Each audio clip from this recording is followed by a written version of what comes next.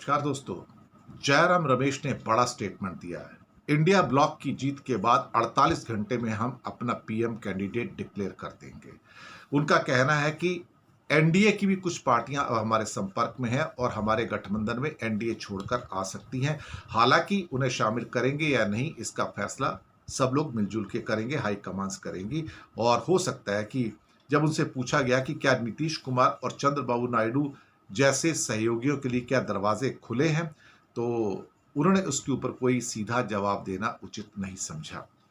उनका कहना है कि पीएम पद के लिए जो दावेदारी जिसको अधिक सीटें मिलेंगी उसी की होगी। जो सीधा एक यकीन था कि कांग्रेस की ही प्रधानमंत्री के पद जो है उनके पास जाएगा।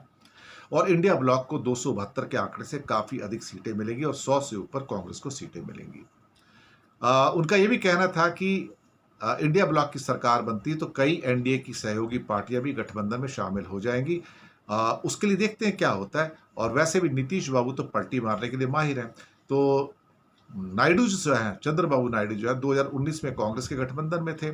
और इंडिया और गठबंधन के बीच कहते हैं दो आई का अंतर है, वो है आई फॉर इंसानियत और आई फॉर ईमानदारी। सही बात है, यानी कि जिन दलों में ईमानदारी और इंसानियत है वो एनडीए में है, लेकिन अब इंडिया ब्लॉक में वो आ सकते हैं, उनका स्वागत है।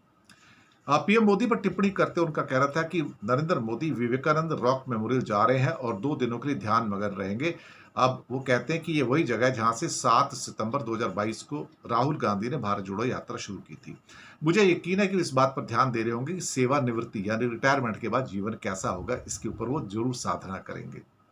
6 चरणों के बाद जो स्थिति निकल के आई है उस पर जयराम रमेश का कहना था कि मैं संख्या में नहीं जाना चाहता, लेकिन मैं ये कह रहा हूं कि हमें स्पष्ट बहुमत मिलेगा और स्पष्ट बहुमत 272 की सीटों से काफी ऊपर होगा। और 2004 के नतीजों को 2024 में फिर से दोहराया जाएगा और कांग्रेस को राजस्थान, कर्नाटक, तेलंगाना, महाराष्ट्र में अच्छी बढ़त मिलने जा रही है। मैं ये समझ सकता हूं कि भारतीय जनता पार्टी तो काफी नीचे आएगी, इसमें कोई शक वाली बात नहीं है। देखिए, सीएम पीएम का पद तो कांग्रेस के पास ही जाना चाहिए क्योंकि उनकी करीब 100 सीटें आएंगी तो नेचुरली उनका राइट बनता है। और बाकी जो छोटी पार्टियां उनको भी जो इम्पोर्टेंट पोर्टफोलियोज हैं वो आप समझ सकते हैं कि उनको मिलेंगे। तो मैं ये समझ के चलता हूं कि जो भी सरकार होगी वो इनकी होगी। और हालांकि 1 तारीख को इंडिया गठबंधन की बैठक तो बुलाई गई है, उसके अंदर शायद इसके लिए जल्दी बुलाई गई कि 2 तारीख को हो सकता है केजरीवाल को फिर से गिरफ्तार कर लिया जाए। जो हमारे सूत्र हमें बताते हैं कि केजरीवाल की राय जान ली जाएगी प्रधानमंत्री बनने में और मंत्रियों को बनने में। और कितने मंत्री जो हैं वो केजरीवाल के आम आदमी पार्टी के गुट से होंगे, इस बात का भी फैसला शायद इस मीटिंग के अंदर हो जाएगा। क्योंकि बाद में केजरीवाल अगर जेल में होंगे तो प्रधानमंत्री पद के लिए फिर उनकी राय नहीं ली जा सकेगी, तो इससे पहले ही उनकी राय को ले लिया जाए। ऐसा हमें लगता है कि जल्दी मीटिंग जो बुलाई गई वो इसीलिए बुलाई गई है। धन्यवाद आपका।